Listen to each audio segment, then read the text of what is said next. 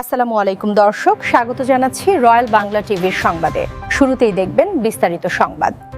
Bangladesh medical college হাসপাতালের emergency বিভাগে emergency medical officer doctor Fuad কাদেরের উপস্থিতিতে ও প্রত্যক্ষ মদদে ইমার্জেন্সির বাইরে রোগী থাকাবস্থায় ভিতরে সিনিয়র 2 মেডিকেল ছাত্রদের মল্লযুদ্ধের অংশগ্রহণের ভিডিও নতুন প্রশ্ন জেগেছে।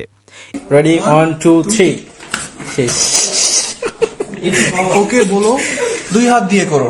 2 হাত দিয়ে ও যদি 2 হাত দিয়ে করে তাও জিততে পারবে না। এই ভিডিও দেখে মানবাধিকার সংগঠন ও সাধারণ মানুষ বাংলাদেশ মেডিকেল কলেজ হাসপাতালের এই তুগলকি কাণ্ডের তীব্র নিন্দা ও প্রতিবাদ জানিয়েছে।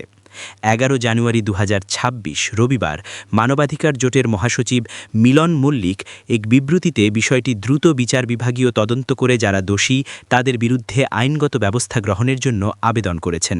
তিনি বলেন, কি করে একটি হাসপাতালের জরুরি বিভাগে বাইরে রোগী রেখে এমন কর্মকাণ্ড তারা ঘটাচ্ছে, এ বিষয়ে প্রতিকার না পেলে তাদের বিরুদ্ধে আমরা স্বাস্থ্য মন্ত্রণালয় সহ উপরস্থ জায়গায় অভিযোগ করব।